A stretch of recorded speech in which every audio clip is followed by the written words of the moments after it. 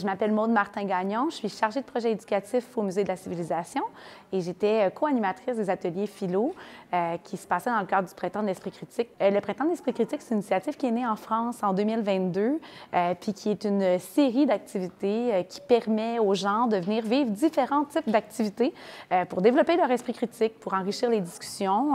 Puis nous, bien, au musée, on organise des ateliers philo autour de différents thèmes en lien avec l'intelligence artificielle, le sujet qu'on a choisi cette année.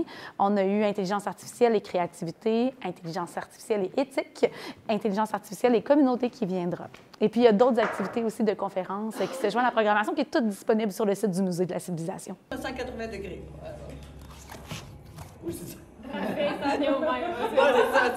Ou la faire revenir 2 fois. Devancer d'un mètre et demi. Bien, on divise les ateliers philo en 3 sections. On a une introduction où on se présente, le groupe se présente. On a une partie qui est l'introduction un peu historique de l'intelligence artificielle. C'est intéressant de voir bien, où les gens se positionnent dans leur connaissance de l'intelligence artificielle. Est-ce que c'est quelque chose qui est, selon eux, récent comme développement, invention, depuis quand? Qui a amené, disons, les fondements de l'intelligence artificielle qu'on connaît aujourd'hui. Ensuite, on se plonge dans une activité pour comprendre les algorithmes, comment l'intelligence artificielle fonctionne.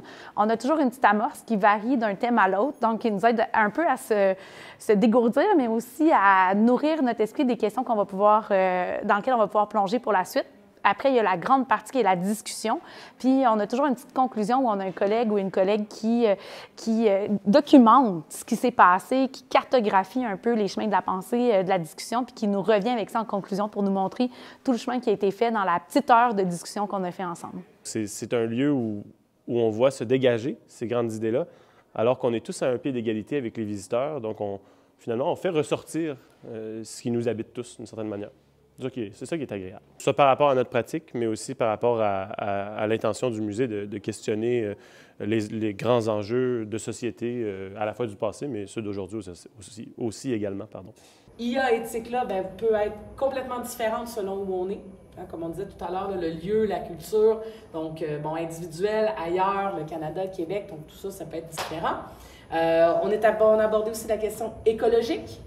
Déjà, on est rentré là-dedans. Donc, est-ce que le fait donc, de la consommation écologique de l'IA fait que ça n'est pas éthique? Il nous reste une activité pour le grand public qui sera le 29 avril prochain au Musée de la Civilisation dans l'espace Voix libre, qui est un espace gratuit, ouvert à tout le monde. Et ça commence à 14 h. Vous êtes les bienvenus. Puis on parlera d'intelligence artificielle et communauté. Merci à vous. On se revoit dans 2 semaines.